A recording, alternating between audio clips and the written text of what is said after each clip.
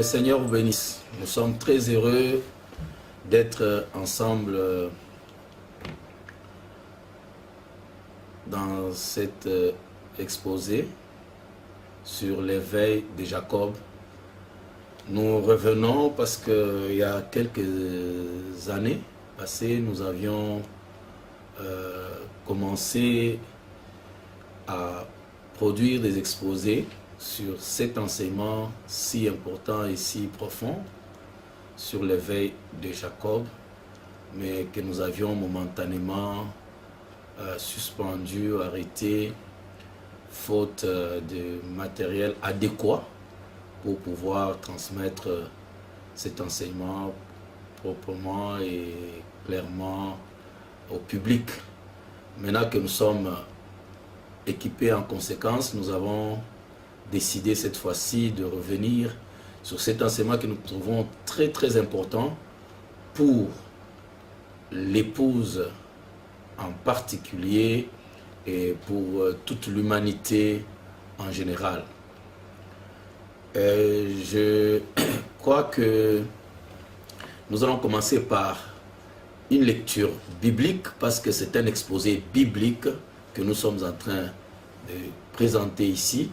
Alors tout ce que nous allons dire sera basé sur la Bible et sur l'enseignement prophétique du temps de la fin amené par William Marion Branham. Alors je vous invite tous à lire la parole de Dieu ensemble avec moi dans Genèse chapitre 28. Nous commencerons au verset 1. Isaac appela Jacob, le bénit et lui donna cet ordre: tu ne prendras pas une femme parmi les filles de Canaan. Lève-toi, va à Padan Aram, à la maison de Bethuel, père de ta mère, et prends-y une femme d'entre les filles de Laban, frère de ta mère. Que le Dieu Tout-Puissant te bénisse, te rende fécond et te multiplie, afin que tu deviennes une multitude de peuples, où il te donne la bénédiction d'Abraham à toi et à ta postérité avec toi, afin que tu possèdes le pays où tu habites comme étranger, et qu'il l'a donné à Abraham. Et Isaac fit partir Jacob, qui s'en alla à Padan Aram, auprès de Laban, fils de Bethuel, l'Araméen, frère de Rebecca, mère de Jacob et d'Ésaü. Ésaü vit qu'Isaac avait béni Jacob et qu'il l'avait envoyé à Padan Aram pour y prendre une femme. Et quand le bénissant, il lui avait donné cet ordre: tu ne prendras pas une femme parmi les filles de Canaan. Il vit que Jacob avait obéi à son père et à sa mère et qu'il était parti pour Padan Aram.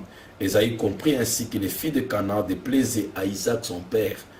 Et Ésaü s'en alla vers Ismaël. Il prit pour femme, outre les femmes qu'il avait, Mahalat, fille d'Ismaël, fils d'Abraham et sœur de Nabajot. Jacob partit de Beersheba et s'en alla à Charan. Il arriva dans un lieu où il passa la nuit, car le soleil était couché. Il y prit une pierre dont il fit son chevet, et il se coucha dans ce lieu-là. Il eut un songe, et voici une échelle était appuyée sur la terre, et son sommet touchait au ciel. Et voici les anges de Dieu montaient et descendaient par cette échelle. Et voici l'Éternel se tenait au-dessus d'elle, et il dit: je suis l'Éternel, le Dieu d'Abraham, ton père, et le Dieu d'Isaac. La terre sur laquelle tu es couché, je la donnerai à toi et à ta postérité. Ta postérité sera comme la poussière de la terre, tu t'étendras à l'Occident et à l'Orient, au septentrion, au Midi, et toutes les familles de la terre seront bénies en toi et en ta postérité. Et voici, je suis avec toi, je te garderai partout où tu iras, et je te ramènerai dans ce pays, car je ne t'abandonnerai point, que je n'ai exécuté ce que je te dis. Et Jacob s'éveilla de son sommeil et il dit: certainement, l'Éternel est en ce lieu, et moi je ne le savais pas. Il eut peur et dit que ce lieu est redoutable, c'est ici la maison de Dieu. C'est ici la porte des cieux. Et Jacob se leva de bon matin et il prit la pierre dont il avait fait son chevet, il la dressa pour monument et il versa de l'huile sur son sommet. Il donna à ce lieu le nom de Bethel, mais la ville s'appelait auparavant Luz. Jacob fit un vœu en disant, si tu es avec moi et me gardes pendant ce voyage que je fais, s'il me donne du pain à manger et des habits pour me vêtir, et si je retourne en paix à la maison de mon père, alors l'Éternel sera mon Dieu. Cette pierre que j'ai dressée pour monument sera la maison de Dieu, et je te donnerai la dîme de tout ce que tu me donneras. Prions le Seigneur. Dieu Tout-Puissant, Dieu de bonté, Dieu de grâce, nous sommes reconnaissants pour nous avoir accordé le privilège de nous tenir, Seigneur, dans ta présence avec ton peuple. Nous te demandons, Seigneur, maintenant de bénir cette lecture et de venir nous donner le contexte, Seigneur Jésus-Christ, et que ce qui va être dit par le Saint-Esprit puisse aider tes enfants, Seigneur, à s'éveiller dans leur conscience, dans le nom précieux puissant de Jésus-Christ. Nous avons ainsi prié. Amen. Alors, j'aimerais parler sur l'éveil de Jacob dans ces exposés que nous allons voir. Et ici, nous avons tiré, comme vous l'avez constaté, notre enseignement dans ce verset qui dit « Et Jacob s'éveilla de son sommeil » au verset 16 du chapitre 28. « Et Jacob s'éveilla de son sommeil. » Il dit « Certainement, sûrement, l'Éternel est en ce lieu. Et moi, je ne le savais pas. » Alors, nous avons tiré cette série d'enseignements à partir de ce verset qui dit que Jacob s'éveilla de son sommeil. L'éveil de Jacob. Cet éveil de Jacob est différent du réveil, est différent de ce que la Bible dit plus bas au verset 18. Il se leva de bon matin. C'est une action tout à fait différente, s'éveiller et se lever. Si la Bible a pris le soin de préciser ces deux temps, ces deux actes, ces deux actions de Jacob, c'est pour nous faire comprendre qu'il y a l'éveil est différent du réveil ou de se lever le matin. L'éveil de Jacob n'est rien d'autre que l'éveil de la conscience. La conscience qui s'éveille, la conscience qui est illuminée. Jacob a pris conscience que l'endroit où il était, l'Éternel y était. Remarquez, il ne dit pas que l'Éternel était en ce lieu. Ce n'est pas au passé. Il ne dit pas que l'Éternel est venu en ce lieu. Non, il dit l'Éternel est, c'est le temps présent. Donc il a toujours été là. L'Éternel a toujours été là. Mais moi, je ne le savais pas. Je ne le savais pas.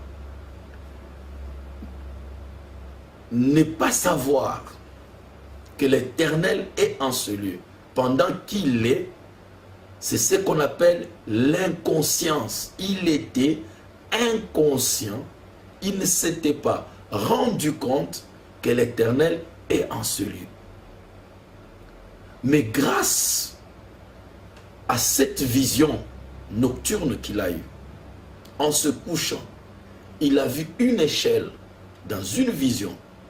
Et cette échelle allait depuis là où il s'était couché, là où il avait posé la pierre, jusqu'au trône de Dieu.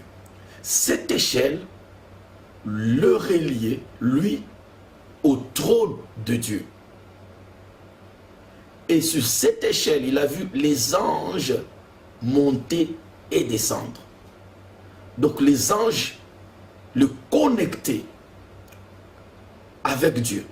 il montait vers Dieu, il descendait vers Jacob. Donc il mettait là une connexion entre Jacob. Jacob a compris qu'il était connecté avec Dieu. Et cette échelle, quand Jacob l'a vue, alors c'est ça qui éveilla sa conscience. Alors, nous comprenons par là que cette échelle n'était rien d'autre que l'échelle de conscience. Parce que vous savez qu'une échelle a des marches, a différentes marches. Et ces marches-là sont différents escaliers, différentes étapes, différents niveaux de conscience qui permettent à l'homme de s'élever de la conscience animale jusqu'à la conscience divine. Ce que nous appelons la conscience de Dieu. Alors quand Jacob a vu ces différents niveaux de conscience, cette échelle qui pouvait permettre à l'homme de s'élever des niveaux très bas de conscience jusqu'à la conscience la plus élevée qu'on peut avoir dans l'univers, qui est la conscience de Dieu, cela éveilla la conscience de Jacob qui était endormi. Alors, c'est très important que de saisir cet éveil de la conscience. Pourquoi cette étude est importante? C'est parce que tout sur la terre est le résultat d'une conscience. Tout est conscience. La conscience est la source, la fontaine de toute chose, de toute vie, de toute existence sur la terre. Tout commence par la conscience. Sans conscience, il n'y a pas d'existence. La conscience est tellement capitale que nous devons essayer de comprendre, de saisir cet enseignement très profond afin que cela puisse avoir un impact sur notre vie. Tout est conscience. La conscience est le début, le commencement de toute chose. Avant qu'il y ait toute existence, il y a d'abord la conscience pure, qui est la source de toute chose, la source de toute puissance. La conscience est la toute puissance. Je veux dire, le savoir est la source de toute puissance, ce qu'on appelle l'omnipotence. Parce que le savoir est le pouvoir. Tout commence comme conscience, comme savoir propre, interne. Un savoir qu'on ne sait parfois pas partager avec les autres. Mais on sait, c'est intérieur, c'est personnalisé. Et tout commence comme le savoir. Vous savez que Dieu est omnipotent. C'est-à-dire que Dieu a toute, c'est la toute-puissance. Il connaît toutes choses. Et ce qui fait la toute-puissance de Dieu, c'est son omniscience. C'est son tout savoir. Le fait de tout savoir, Dieu connaît tout. Et cette connaissance du tout lui donne la toute-puissance. Vous n'avez qu'à prendre l'exemple des nations. Les nations les plus puissantes de la terre sont les nations qui ont plus de savoir dans tous les domaines que les autres. Il y a un moment donné, les États-Unis n'étaient pas la première puissance du monde.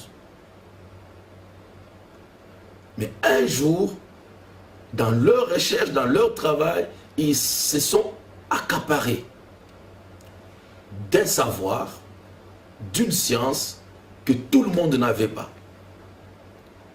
Et le fait qu'ils ont acquis un savoir que les autres n'avaient pas, cela les a placés automatiquement au-dessus de tout le monde. Ils sont devenus la première puissance du monde. C'est pourquoi vous allez voir que dans toutes les nations, il y a toujours un budget très important qu'on alloue au département de recherche scientifique. Donc les gens recherchent le savoir. Quand on dit recherche scientifique, on recherche le savoir. Parce que si vous avez le savoir, vous avez le pouvoir. L'homme, physiquement, n'est pas le plus puissant de tous les animaux ou toutes les créatures de la terre. L'homme ne peut pas, physiquement, se comparer avec un éléphant. L'homme ne peut pas physiquement se battre avec un lion. L'homme ne peut pas physiquement se battre avec un bœuf. Mais l'homme, par le savoir, il est plus puissant. Il devient plus puissant qu'un lion. Il devient plus puissant qu'un éléphant. Parce que par le savoir, il peut arriver à apprivoiser un lion. Il peut arriver à maîtriser un éléphant. Donc nous comprenons que malgré la force musculaire, malgré la force qu'on peut avoir, mais le savoir vous donne la supériorité sur les autres. C'est comme ça qu'un jour, alors que dans le temps, l'Afrique, les Noirs étaient plus puissants, plus forts physiquement que les Blancs, quand le Blanc s'est accaparé le premier de la science de la poudre à feu, et il a fait les armes à feu, l'homme noir qui est resté, l'homme africain qui est resté avec des flèches, avec des javelots, il a été surpris.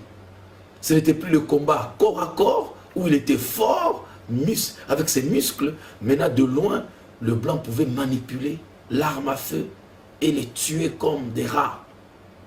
L'homme noir a pris, et l'homme blanc a pris la supériorité, la suprématie sur l'homme noir.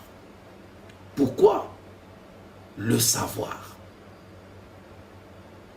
Le savoir, l'homme aujourd'hui devient plus fort qu'il était avant, pas parce qu'il est devenu fort physiquement. Physiquement, quand on regarde aujourd'hui, on se compare avec les gens du temps passé. L'homme aujourd'hui, physiquement, est parfois faible, plus faible que l'homme du temps passé. Mais, quand on regarde, cet homme est plus puissant. Il a conquis le ciel, il a conquis les mers, il a conquis l'espace par le savoir. Donc nous comprenons que la conscience, qui n'est rien d'autre qu'une connaissance, qu'un savoir plus élevé, devient très important. Très important. Vous regardez à tous les niveaux, vous avez la conscience d'un chien. Quand on a la conscience d'un chien, on vit comme un chien. Il y a la conscience des poulets, il y a la conscience des cochons, il y a la conscience humaine. Et vous voyez que selon les différentes consciences, cela donne une certaine supériorité selon la conscience qu'on a. Vous pouvez prendre quelqu'un quand il n'est pas conscient de ce qu'il est, de ce qu'il a. On peut faire de lui tout ce qu'on veut. C'est ce que nous avons vécu ici pendant la colonisation. Nos grands arrière-grands-pères, grands-parents, on les a malmenés, on les a tapés par les blancs, on les a déshabillés, on les a humiliés. Et ils ont accepté cette situation pendant des années et des années jusqu'à ce qu'on nous apprend qu'il y a eu une conscience africaine qui s'est réveillée dans les gens. Alors, l'homme noir a pris conscience. Et ça n'a pas tardé, les années 59, 60, beaucoup de pays africains ont accédé à l'indépendance. Le même homme noir que ce blanc est en train de malmener, le blanc était très surpris. En peu de temps, en moins de 5 ans, la colonisation a été éradiquée sur le continent africain. Pourquoi? Parce que l'homme a pris conscience. L'homme africain a pris conscience. Il a dit, je suis aussi un humain, je suis aussi un homme comme ces blancs. Il n'a pas le droit de me traiter comme un chien, comme un animal. Il a pris conscience et les choses ont basculé. La conscience est très capitale. Il y a quelques années, la télévision n'existait pas. Pas qu'elle n'existait pas, mais c'est la conscience de la télévision qui n'existait pas dans les humains. Et quand l'homme est devenu conscient que dans la nature ici, il y a une puissance qui fait voyager les images. Et si je peux arriver à monter un appareil pour apprivoiser ces ondes, les canaliser et les décoder, je pourrais prendre une image et l'envoyer très loin, outre-mer. Dès que l'homme a pris conscience, la télévision est apparue. Nous avons la télévision aujourd'hui. Il y a de cela 200 ans, si quelqu'un pouvait parler qu'on peut avoir la télévision, on peut suivre un match, on peut suivre un discours, on peut suivre une guerre, on peut suivre quelque chose qui se passe à des milliers de kilomètres. On pouvait mettre cet homme en prison, on pouvait le traiter de sorcier, on pouvait le tuer même, le brûler, le traiter de sorcier. Ça ne peut pas être accepté parce que la conscience n'était pas encore là. Il y a quelques années, les téléphones cellulaires n'existaient pas. Personne ne pouvait même rêver qu'on pouvait parler dans des petites boîtes en plastique avec du silicone, avec du sable. Mais aujourd'hui, cela est possible. C'est quoi? C'est la conscience. Donc vous voyez que chaque fois qu'une conscience prend place dans l'homme, elle amène à l'existence l'objet de la conscience. Cela nous amène à comprendre que l'état, la qualité de nos vies n'est rien d'autre que le reflet de l'état et de la qualité de notre conscience. Je veux seulement dire que si nous sommes sales, c'est parce que nous avons une conscience de la saleté. Je suis pauvre, c'est la conscience de la pauvreté. Je suis indiscipliné, je suis désordonné, c'est une conscience désordonnée. Donc, toute chose que nous avons n'est qu'un état de conscience. Voilà pourquoi nous avons besoin d'étudier profondément la conscience. Nous voyons ce qui se passe ici avec Jacob, que c'est quelque chose de très capital. En reconnaissant seulement que l'Éternel est en celui, je ne le savais pas. Cette prise de conscience en soi-même est une grande révolution dans la vie de Jacob. Il n'était plus le même. Il ne peut plus marcher de la même manière. Il ne peut plus se comporter de la même manière. Quand tu te rends compte que l'Éternel est ici, même ton comportement change. Donc la conscience affecte, influence même votre manière d'être, votre façon d'être, votre façon de vivre. Ce que nous sommes est le reflet de notre conscience. Si notre conscience change, automatiquement notre vie suivra. C'est très capital, mes frères bien-aimés. de saisir ce point de la conscience. Vous n'avez pas besoin de changer l'homme extérieurement. Vous n'avez qu'à changer sa conscience.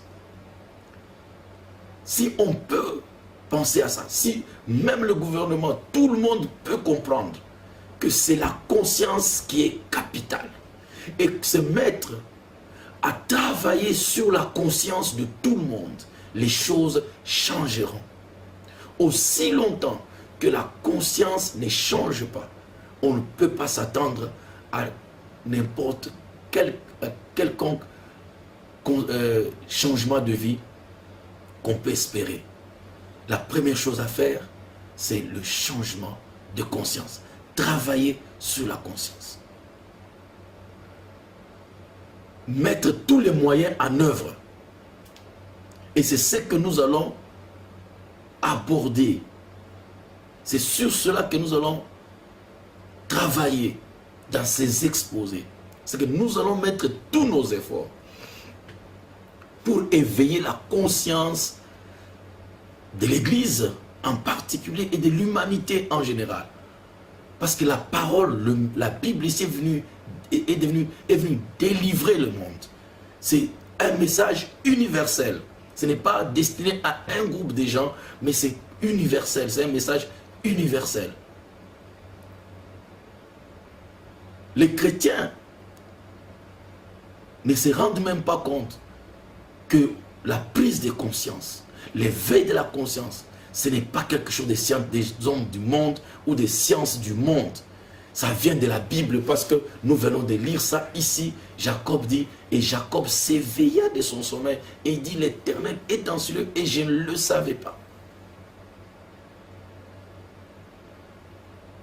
Les chrétiens ignorent même qu'il existe une conscience. La première chose à faire, c'est qu'ils s'éveillent d'abord à cette conscience. Avant même de parler de l'échelle de la conscience. L'échelle de Jacob, nous mettons d'abord de côté l'échelle de Jacob, bien que c'est ça qui a éveillé la conscience de Jacob. Nous voulons d'abord comprendre qu'est-ce que la conscience elle-même. Donc nous commencerons d'abord par définir qu'est-ce que la conscience. Et quand vous aurez compris qu'est-ce que la conscience, alors nous parlerons de l'éveil. Comment éveiller la conscience? Et quand nous allons éveiller la conscience, nous allons maintenant montrer comment escalader, comment monter cette échelle de la conscience, cette échelle de Jacob, jusqu'à atteindre le trône de Dieu. Quitter l'état humain, quitter l'état animal, quitter l'état égo et aller embrasser cet état de Christ, cet état divin. Et Jésus-Christ est venu pour nous donner cet exemple. Comment aller de les niveaux plus bas humains et aller jusqu'au divin, devenir Dieu sur la terre, devenir le reflet de Dieu sur la terre. Donc nous prendrons d'abord la définition de la conscience. Nous avons voulu montrer dans cette introduction l'importance de la conscience. Alors je vais vous conter une histoire.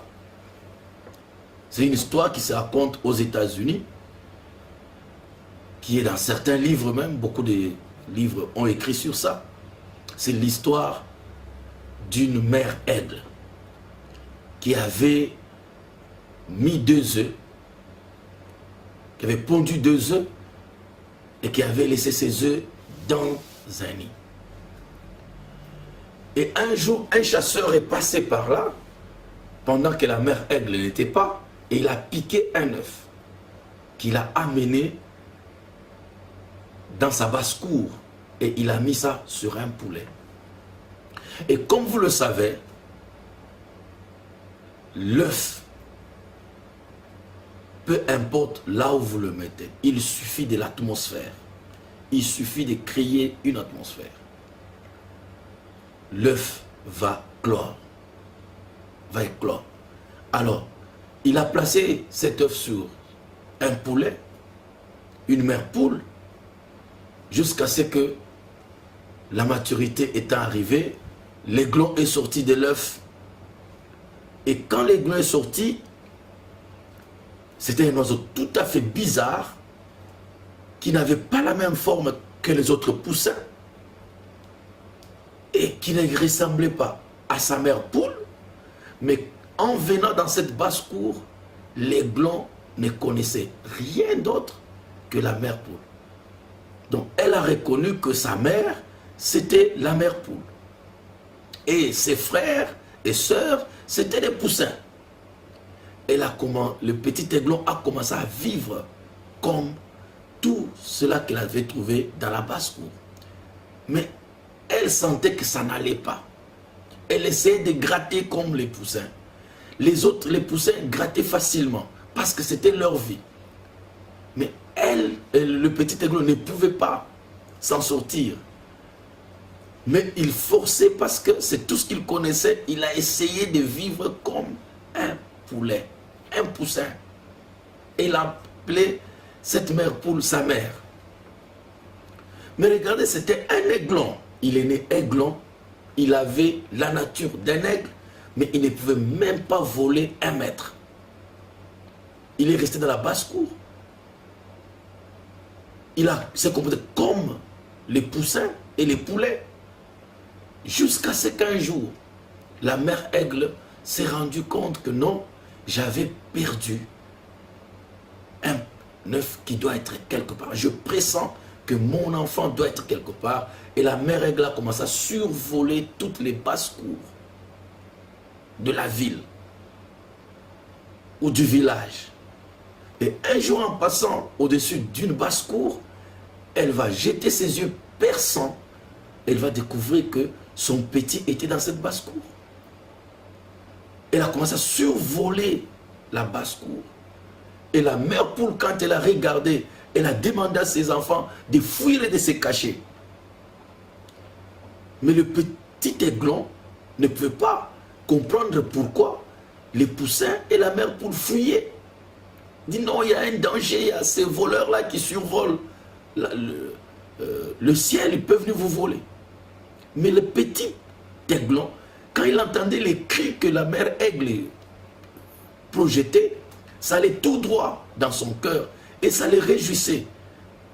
Il y a une profondeur qui répondait à une autre profondeur. Et la mère aigle est venue, elle a dit, tu n'es pas un poulet, tu es un aigle. Tu es un aigle.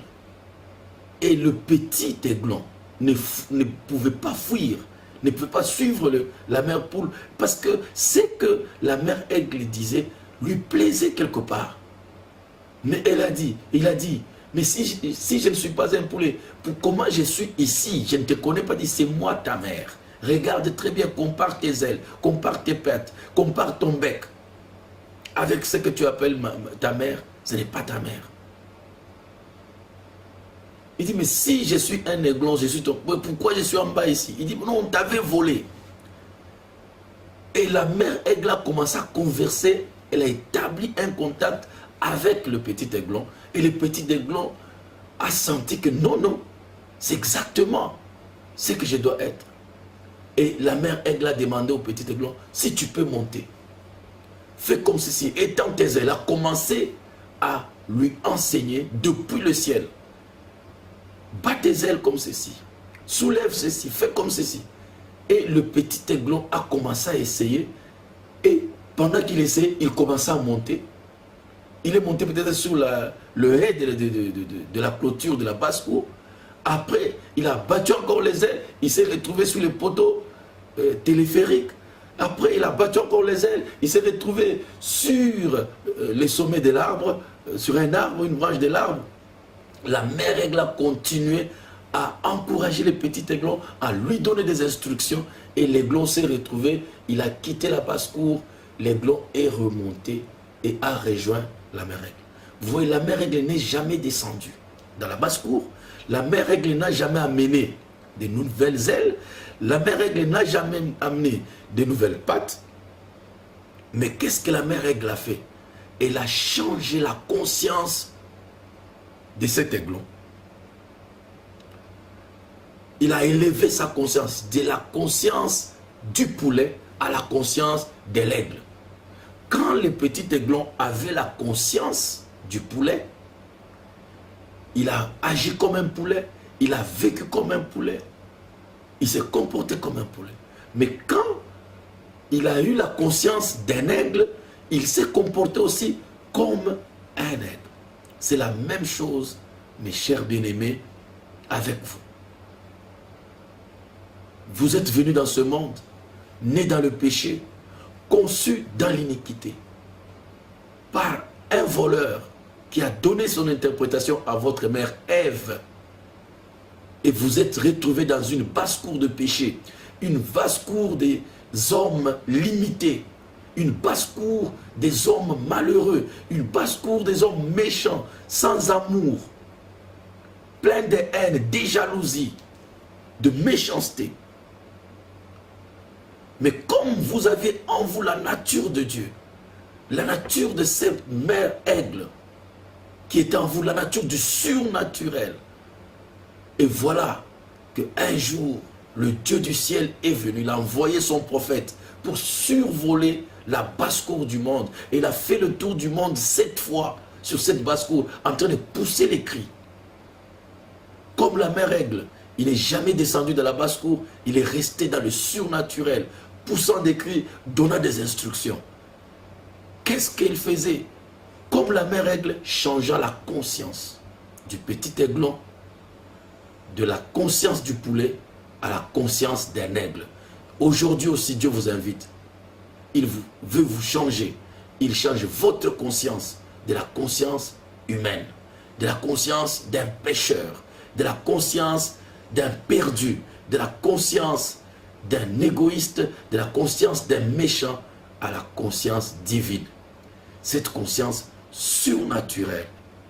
Et Dieu a amené tous les dispositifs, il a amené toutes les instructions, il a amené tout son savoir, un puissant message à toute l'humanité.